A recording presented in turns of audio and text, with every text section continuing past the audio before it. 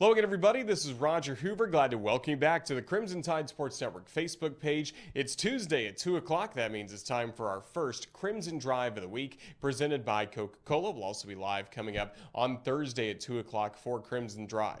But we're certainly glad you're with us as we look back at Alabama's win against Miami and look ahead to what's coming up for the Crimson Tide football team against the Mercer Bears. This smart board is presented to us by our friends at RJ Young. They are the official technology solutions provider of Crimson Drive, so they'll help us go through all the headlines and get you set for this show, Crimson Drive, on this Tuesday. First of all, we'll take a look at what is coming up on the show today. We'll take you back to the broadcast booth at Mercedes-Benz Stadium on Saturday and let you watch the booth cam presented by Royal Furniture and see all the highlights from kind of our point of view. Eli Gold calling the play-by-play, John Parker Wilson on the color analysis. So you'll get to see all the big moments from the win against Miami from the booth, from the Crimson Tide Sports Network. We'll also hear from the head coach of the Crimson Tide, Nick Saban, with Coach's Checklist, as he kind of gives you a rundown of everything that happened in the Miami game, plus looks ahead to Mercer, and also has a key injury update that you'll certainly want to stay tuned for. Then finally, or the next couple things we'll have coming up, we will have a Legends interview with Tommy Wilcox. He's one of our two honorary captains this week, along with Thomas Boyd, but Tommy was a great football player for the Crimson Tide, one of the 50 best ever voted on by the university. So we'll have an interview with Tommy Wilcox, and then we'll start looking ahead to the Mercer Bears. They're coming off a huge win last time out, last Thursday against Point. They won 69-0, and it'll be time for the other booth as Rick Cameron, their radio broadcaster, will join us to give us a detailed scouting report on Alabama's second opposing season, the Mercer Bears. Speaking of the Crimson Tide football team, again, Saturday was a lot of fun in Atlanta as the Crimson Tide started the season with a 44-13 win against the Miami Hurricanes in the Chick-fil-A kickoff game. And you already know, with Coach Saban, he does such a great job kicking off seasons as the head coach of the Crimson Tide. Alabama has never lost a season opener in the Saban era, now a perfect 15-0.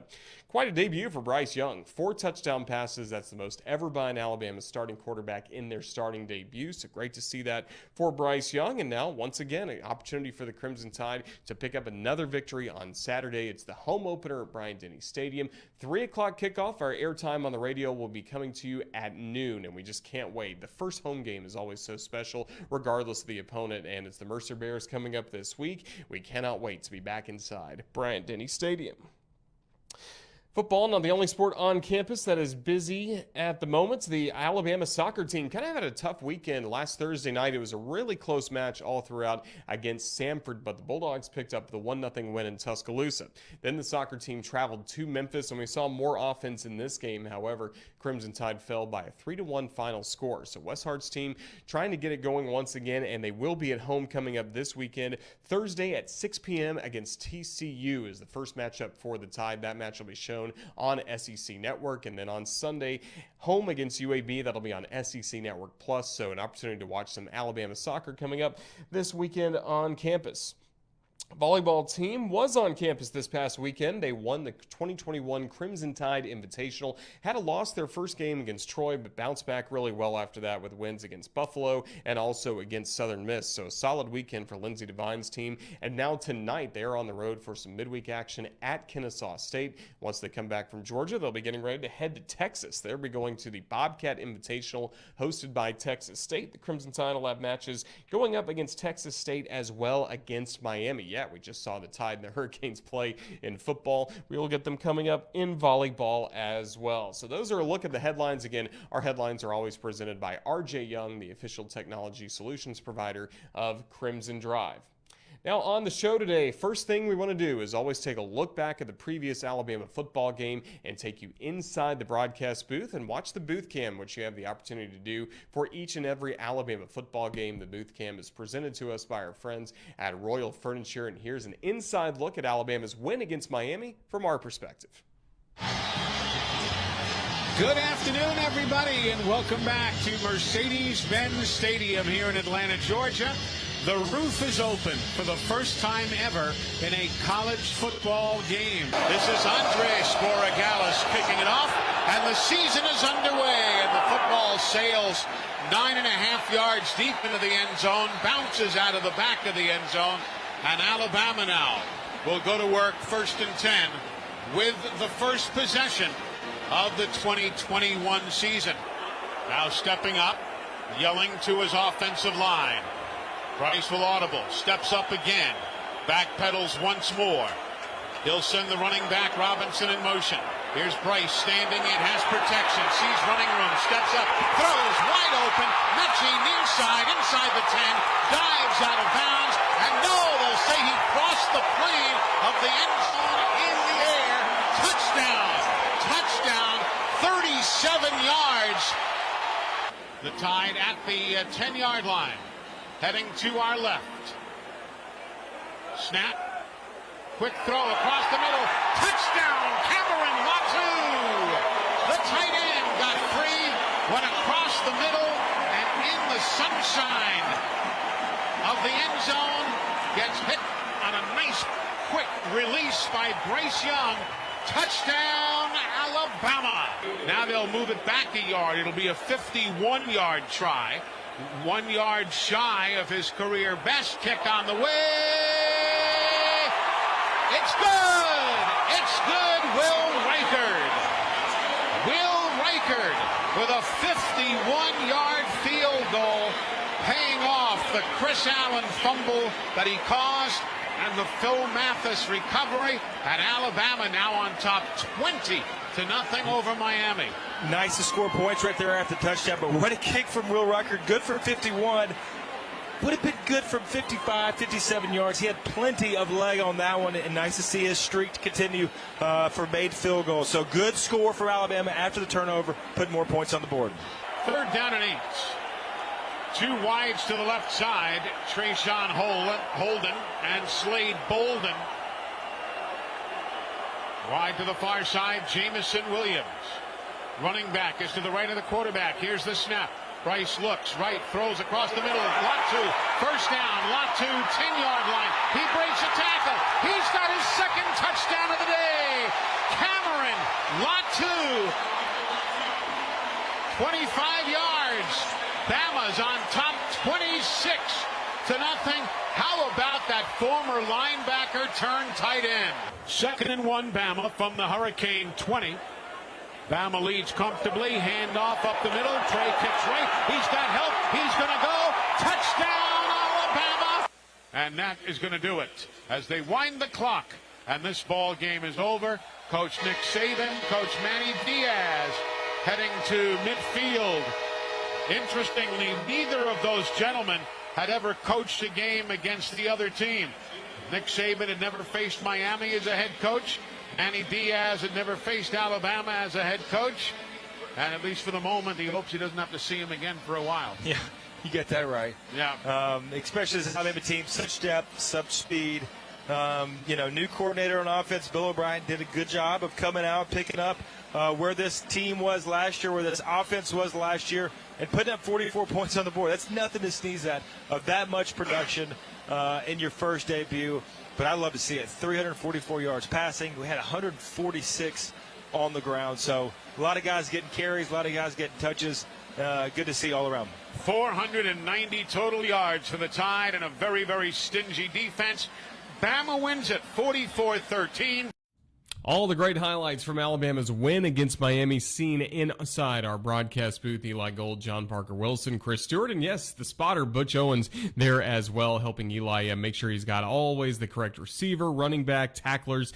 What a wonderful booth we have here on the Crimson Tide Sports Network, and that's a feature, again, the highlights from inside the booth. We're going to have that for you leading off every one of our shows on Tuesday here on Crimson Drive, presented to you by Coca-Cola. Something else we'll do after the highlights, we'll always take you direct to Coach Saban for his Monday press conferences. Alabama still feels good about the victory from this past week against Miami, but it's also time to start looking ahead to what's coming up in week number 2 against the Mercer Bears. So here's Coach's checklist of 3 things you really need to know about from yesterday's press conference from Coach Saban. Well, I was really pleased with the way our team came out and played in the first half. I thought we were really ready to play. We had a great sense of urgency, great energy and enthusiasm, executed fairly well on both sides of the ball in the first half, and I was really pleased with that. I don't think that we sort of maintained that intensity as well in the second half, which is something that we certainly need to work on. We can't let external factors, whether it's a scoreboard or any of that type of stuff, affect our attention to detail, our mental energy, intensity, intelligence that we play with, so that, we can continue to execute. We made more mental errors, had more penalties, things like that in the second half than the first. So we need to put together, 60-minute performance, all the time, regardless of who we're playing. The good news is we did get to play, quite a few players, and that was a good thing. And there's a lot of lessons to be learned at every position on our team in terms of some of the experience gained, whether it's offensive line, defensive backs, it doesn't matter what the position. I think there's a lot of things that we can improve on. Mercer is, they're a little different, kind of offensive team. They had a dominant win last week. They've got a lot of starters returning. They had 3 really big wins last year. So this is a program that has really, really improved. They run sort of a little bit of a wishbone wing tee type, offense, which is a little bit different from what we normally see, which will be challenging for our defensive players. And, these guys have good players relative to their level. And I think the focus for us needs to be on what we do and how we do it, and how we do it regardless of the circumstance and the situation in the game. So that's what we're going to stay focused on. Injury update, Chris Allen does have a foot fracture that will require surgery, so he's most likely out for the year. That was Coach's Checklist from Monday, and next up, Coach Saban will be meeting with the media again on Wednesday night. We'll have Coach's Checklist from that Wednesday press conference leading off our Thursday show, Crimson Drive, right back here on the Crimson Tide Sports Network at 2 p.m. Central on our Facebook page. This week is special to come back to Bryant-Denny Stadium as Alabama has its season opener against the Mercer Bears, and part of that, we always have honorary captains, and each and every week we like to visit with Alabama legends, get their perspective not only on Crimson Tide football at the moment, but also the stories from their career that really made their time at the Capstone Special. And Tommy Wilcox, along with Thomas Boyd, are our 2 honorary captains coming up for this week's game against Mercer. So ahead of his visit back to Tuscaloosa, we had a chance to join Tommy Wilcox on the phone. You probably know him best at this point for Tommy Wilcox Outdoors, but he's also a great player and All-American here at Alabama, part of some national championships, and it was a pleasure catching up with Tommy Wilcox. Roll Tide, everything's going very good, man. Alabama won and the first week and did it pretty impressively. Yeah, any early impressions of the Crimson Tide? I mean, from the opening drive, it was a really impressive game against Miami. They really look good. And, a lot of times the first game of the year, the offenses really don't they're not caught up yet with the defenses. But the offense, from the get-go, got after it. And as you look around the league, I think our offense is about as good or better than any of the ones we've seen in week 1. Certainly was. And now you get to come back to campus as one of our honorary captains for this Saturday. Just when you have moments like this, when you get to come back and be recognized by Alabama and celebrated by Tide fans, what does that mean to you? It means a lot because the Alabama fans and the university and all the people that give so much back to the university and the football team is amazing. You can go anywhere in the country and find Alabama, fans. And I remember I was hunting in Kansas one time, and some car came on the side of me along this interstate stretch where there was nothing. It was just going through the middle of nowhere.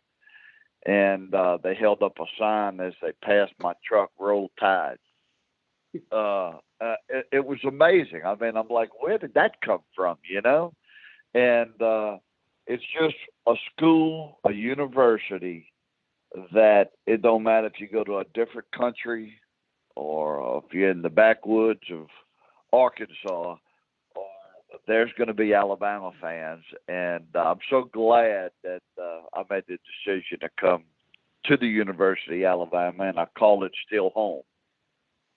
Yeah, let's go back in time just a little bit, talking about your decision to come to Alabama because you grew up in Louisiana and you had a lot of opportunities elsewhere. But what made Alabama and playing for Coach Bryant the right choice for you?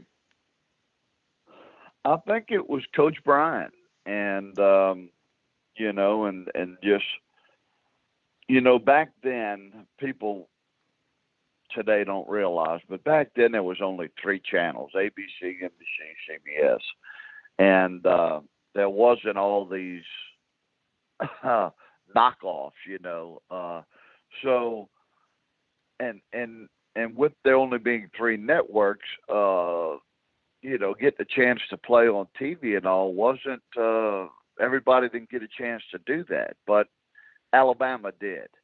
And I remember Coach Bryant, saying that it would be hard and tough if you came to the university, but I think you made the right stuff and all this. And he said, I'm not going to promise you that you'll start. I'm not going to promise you this, or I'm not going to give you this, but this is what the university offers. And one of those things was a chance to play for a national championship and a SEC championship, and a chance to play on TV so that your friends and family back home would get a chance to watch you. And then, of course, you had a first-class education.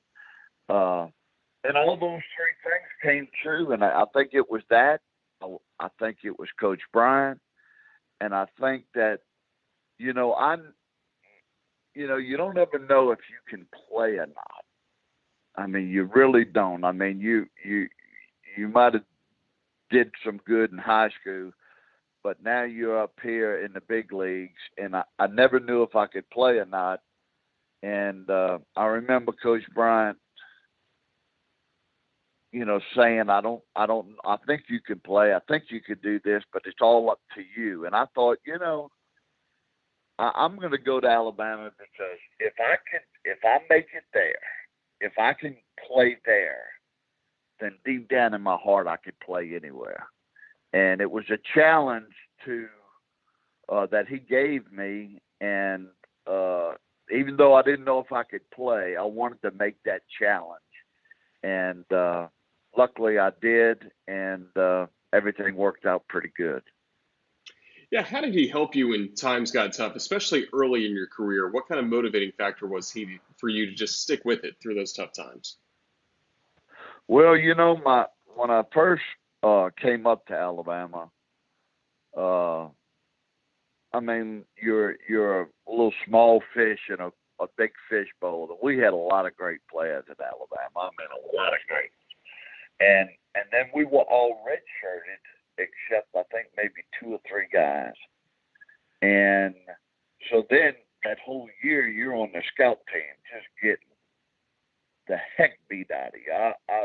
I actually ran the offensive scout team against that great defense with Krause and Wingo and Lyons and Junior and all those guys, man. And for the whole year, and we just got pummeled, man. And you never got a chance to travel with the team. You never got a chance to do anything. You weren't on the sidelines. You up in the stands. And it was tough, man. It was really tough to see other people go to different colleges and play, and here you were doing that. And I had just kind of a change of whether I was going to come back or not. And Coach Bryant came down and got me. And that was he flew down, and I met him, and we talked about it, and then I wound up coming back. But I remember some of the coaches saying, man, I don't know what he sees in you, and man, you better make it right on this second. You're not going to get another chance and all that. And I always kept that in the back of my mind that this is it. You got a chance to either make it or go back home. And, he gave me that second opportunity, and I made the most of it. And still to this day, I think back where Tommy Wilcox would have been had Coach Bryant not flew down in a school plane to get me. that was pretty special. And I never wanted to let him down again. I always, whether it was off season or in season or during game time, I wanted to do my very best to make him proud of me. And that's what I tried to do. Well, you and the Crimson Tide certainly did that in the Iron Bowl when Coach Brian got his 315th win. How meaningful was that game to you to be a part of that legendary historic win when we became the college football all-time wins leader? That was probably the biggest game besides, a couple national championship games. The Arkansas one comes to mind, getting to play that in Louisiana. Back in my hometown, that was pretty special. But the 315 game was it. I mean, there was reporters from all over the world that was at that game. Every major network talked about it and interviewed Coach Bryant.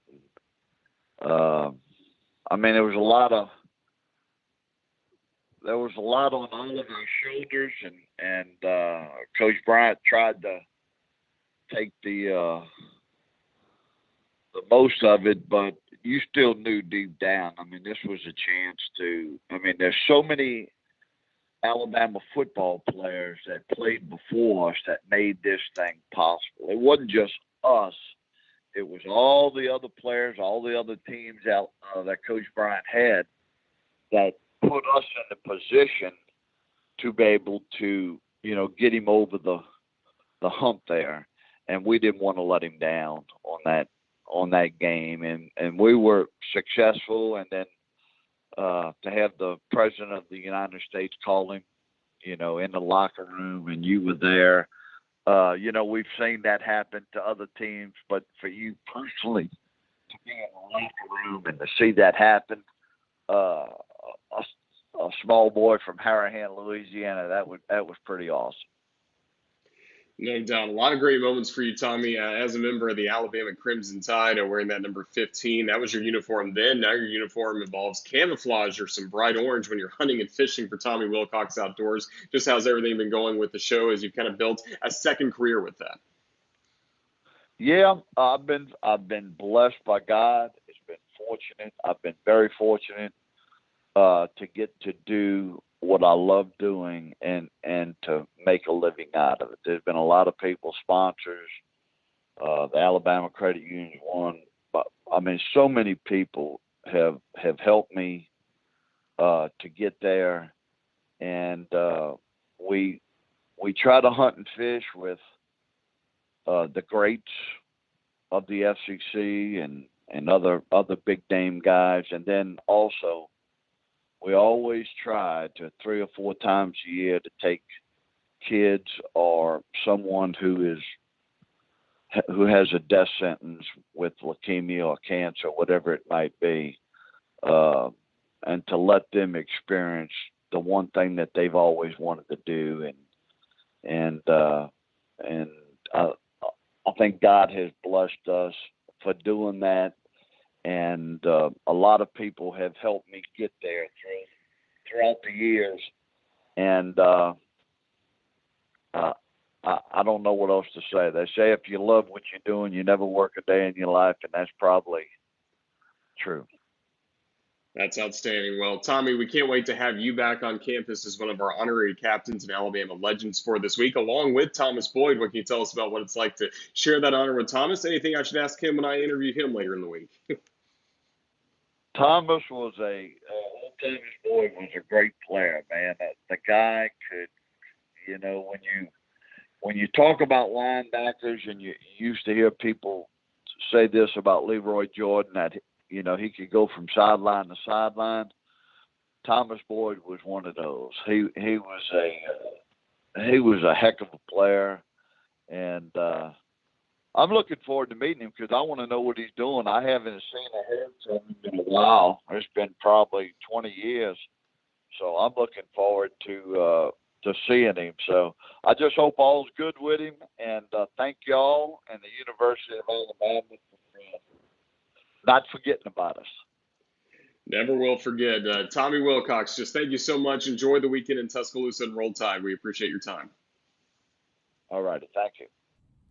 Loved catching up with Tommy Wilcox. Again, he'll be one of our honorary captains coming up on Saturday for the Mercer game, along with one of his teammates, Thomas Boyd. So make sure you at Bryant-Denny Stadium, you cheer them on when they're introduced before the game. Also be some other autograph opportunities, chances to see them coming up at the Bryant Museum. Just go online to rolltide.com for more information on how to visit with Tommy Wilcox, Thomas Boyd, our honorary captains and our Alabama Legends of the Week. Before we say goodbye on this Tuesday edition of Crimson Drive, typically we do this interview on our Thursday show, but this week we wanted to bring you our conversation with Rick Cameron, the voice of the Mercer Bears, because you probably have a lot of questions about this Mercer team gearing up for Alabama against Mercer on Saturday. And here with a detailed scouting report on the Mercer Bears, their longtime broadcaster. He's done 800 Mercer games in his career, Rick Cameron. Rick, it's great to see you. How's everything going in Macon, Georgia? Good, Roger. Always good to talk with you folks. We've had some trips to Alabama before and always enjoy coming back to Alabama. As I told you earlier, I know I've got a lot of good friends in the northwest part of the state up in Russellville. So it's always good to come back to Alabama and visit, and looking for a great day on Saturday. Rick, we always use this interview to kind of learn more about the opponent, of course, but I imagine for you guys, you had to learn a lot about Point Seahawks. So when we saw that result the other day, we were like, wait a second, who is Point? What can you tell us about the first game and the opponent that Mercer had? Well, Point was NAIA. They're from up at West Point, Georgia. Interestingly, their football field, even though it's a Georgia NAIA university, their football field is actually across the state line in the state of Alabama. But they do play NAIA. Coach Drew Cronick had played them before when he was at Lenore Ryan and at Reinhardt, so he was familiar with them. He and their head coach had coached together at Furman. So as we were looking to find another non-conference opponent, the two of them got together and decided to give it a go. You know, we played a lot of football in the spring, so coach was primarily looking at 2 non-conference games since we played 8 games in the spring, a total of 11 last season. Well, it was a really impressive result, 69-0. Just what impressed you the most about Mercer last Thursday? Well, I think, the first game you're always concerned about turnovers and mistakes, but I thought overall they played really well. We've got a new strength and conditioning coach. I thought the offensive line really looked good and strong. We only had 3 turnovers in the game, but they were minor of subsequence. We were able to run the ball well, but primarily we got a lot of guys back on defense. And obviously in a shutout game like that, the defense really played well. NAI was fighting to the very end, but I think if you look at the total yardage, which was nearly 869 points, I don't remember a football game where one team had 40 first downs and the other 4. So that's kind of an indication that things really went well all night for the Bears that night.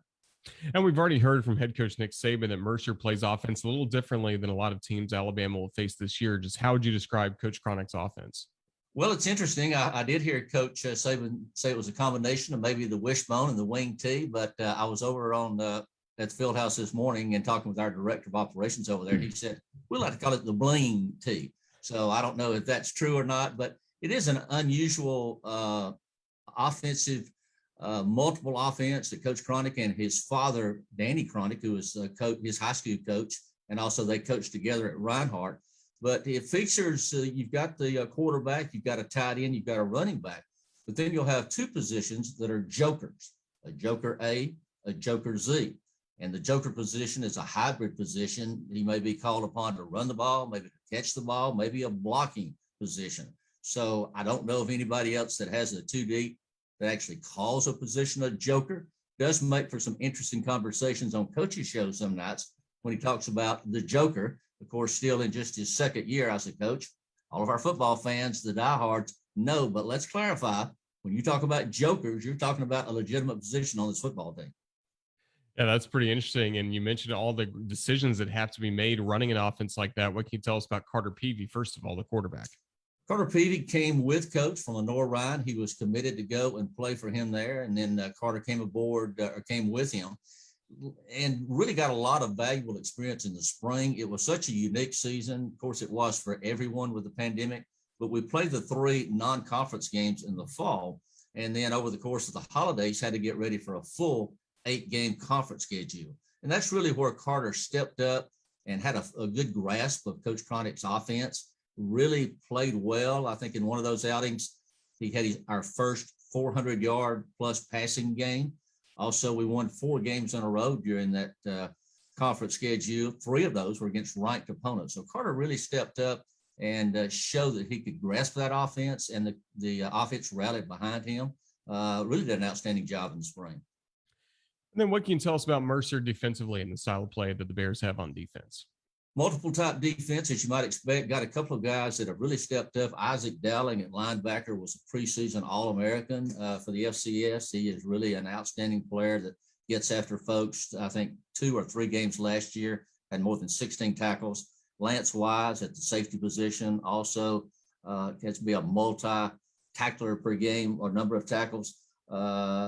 I think that's what we were impressed with overall, the transition of the number of players back. There are some new people on the offense, but if you look at that defense that locked in and did so well on the spring, many of those are back and starting for Mercer this fall in the full campaign. But really, I think Wise, Isaac Dallin really stand out among multiple players that played well last Thursday. Well, you mentioned before Drew Cronick, the head coach of the Mercer Bears. Just what can you tell us about him and the way he runs this program? Coach Cronick, it was interesting, Roger, early on when we struggled in the fall, the first 3 games. Now, you got to remember when he was named the head coach in December of 19, less than 60 days later is when the pandemic really got going. So he was just paralyzed what he could do those first couple of months leading into getting ready for a fall season. But as we played the 3 games, we're close into, Coach, as we started spring practice, would tell the guys, I'm going to keep coaching you and tell you that you can win games until you start winning. Yeah, we lost 3 in the fall, lost the first conference game to Wofford, but he literally would say, pregame interviews, coaches show, I'm going to convince you that you can win. And when you believe it and you take care of business individually and collectively as a team, we're going to win some games. And they did. They won those 4 games in a row, the 3 ranked opponents. But Coach has a motto, slogan, whatever you'd like to call it. Coach Cronick is a man of faith, and he tells them constantly, love, compete, believe. That's in huge letters on the field house has been remodeled, and that's really a theme that this team has rallied behind. And looking back at last spring, did you enjoy some games? I mean, the SoCon was really in the spotlight. FCS was really in the spotlight all throughout from football fans watching those games. Did you kind of enjoy that spring schedule you all had? Well, I think if I just called football, I would have enjoyed it more. But I tell you, for a guy who does men's basketball and some women's before, I found myself 6 days out of 7 calling football, calling men's basketball, women's basketball, men's football coaches show, men's basketball coaches show. But it was interesting how some of the teams in the conference bought in and played as hard as they would a regular fall schedule. Others opted out. If you remember, Chattanooga actually opted not to play anymore. So did Wofford. 2 days after we played Chattanooga, they opted not to play to instead divert their attention to the fall schedule, which was fine. So there were various levels of how the commitment into that spring schedule. But I think our guys, they were just having fun playing football, regardless of what time of year it was. Well, the SoCon team had a lot of fun on Saturday playing an SEC team, and that was ETSU going to Nashville and really defeating Vanderbilt soundly. Just what's been the reaction around the SoCon from that win for the Buccaneers? Well, I think it's been surprising. You know, there's been several FCS teams to pull off wins early on in the season, but I know my good friend Jay Sandos, who calls play-by-play at ETSU, was beyond himself. It was interesting. We were in the former ASUN together, and then they started football back at ETSU about the same time we did, maybe 1 year later. So we're kind of in the same mode of how many years we've been back playing football. ETSU has the athletes. Randy Sanders is a great coach.